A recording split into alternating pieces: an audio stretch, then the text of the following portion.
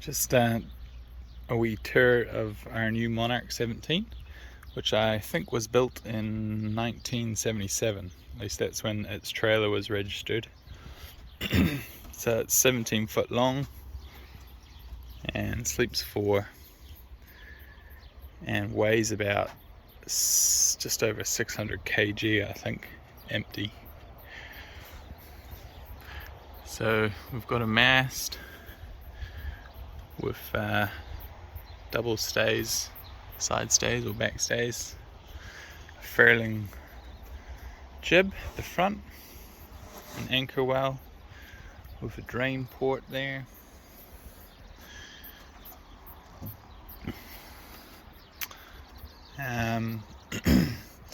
Slightly smaller cockpit than had been on the Cherry, or I think even probably the Hartley 16 foot, or a slightly larger cockpit, but it's big enough. Kick up rudder, which tends to kick up more than I'd like it to. It does look like someone's drilled a hole through it to put a locking pin in, but I haven't tried that yet. It does have a locking rope, but doesn't work particularly well. We've got a good 7.5 horsepower outboard, which runs nicely. It's actually on an auxiliary tank even, which is at least 20 litres, maybe 30. It's a big tank, it's pretty cool.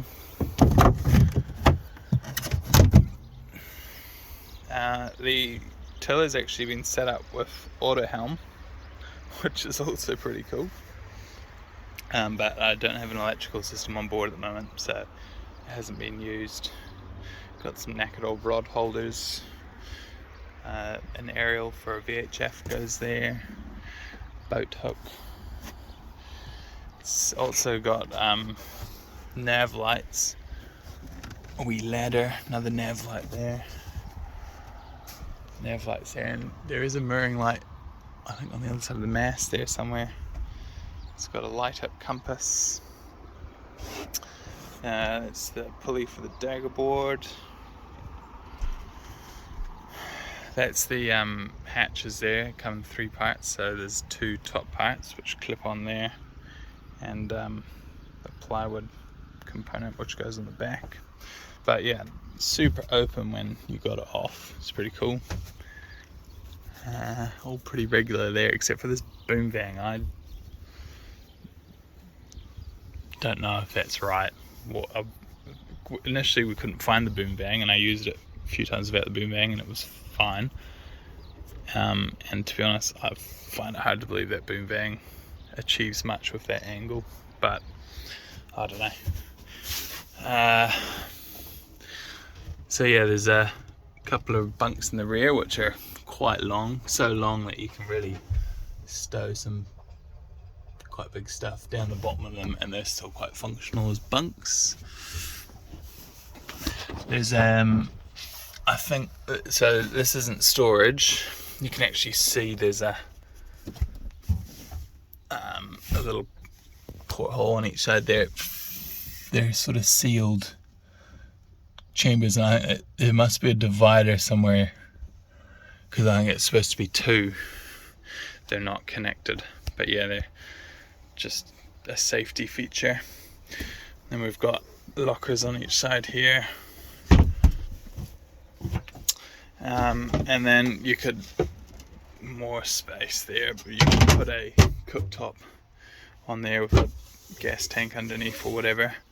And I have seen them with sinks installed, plumbed in on this side. This has just got the bare cabinetry with no actual utilities. It wouldn't be hard to put the utilities in, and that's what we're planning to do. Dagger board doesn't look very long, and I think that's because it's hinging quite low, that you can't, there's no hinge here.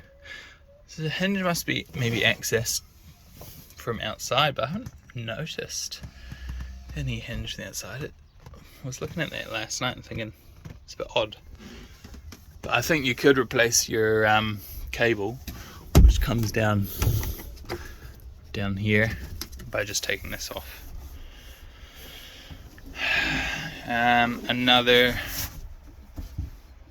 This hole is another hole sealed flotation chamber. So theoretically the boat's unsinkable with its 3 separate quite large flotation chambers, which are quite large. It's missing a squab here. In fact, this squab's not even right, because you're able to put a porta potty in there. It's a porta potty spot, which would then have a squab lid. And when we got it, we thought actually that's too small to sleep 3 of us, but turns out it's not somehow.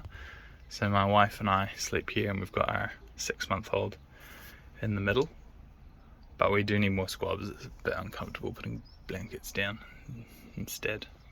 But yeah, that's all courtesy of this arch system, which I've really always been quite interested in on the Monarch as a space transforming feature, and it really is. We've actually had our toilet out of our bus in there. It's a 20-litre one, so it sits too high, but it sits in there nicely, and we found it quite useful en route. That's probably about it. I've just peeled all the mouse fur off the walls and ceiling, because it had degenerated, decomposed really, and it was just coming off in almost like glass shards, like pink that, and you just touch it and it would just, yeah, it was a bit weird. So we need to recover it. We thought maybe we didn't need to recover it, but last night was quite condensation-y on the walls and ceiling, so it does need something really over that, or very good ventilation. Yeah, so yeah, it had a fuse panel there for all the nav lights, and it had a depth sounder. I think that's what's left of the depth sounder there, and the auto helm and radio and all that jazz.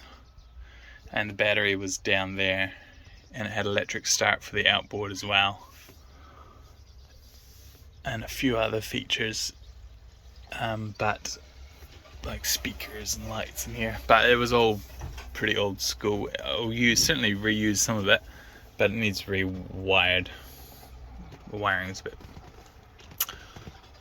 silly, and yeah, I can redo it all quite easily. It needed a new battery that was poked. It'll need a solar panel or something to charge the whole system. I don't think it charges off the outboard. I think it just goes straight to a starter motor. Some spare buttons for the sail, I think. And we'll wrap it up there. Nice steel rails on the combings there. I quite like to have them instead of the rotten old teak jobs up there, because they're very solid. No stanchions or pulpit or anything like that, which is funny because most Monarchs have a pulpit, and this one looks like it's never had one. Anyway, she's a beauty.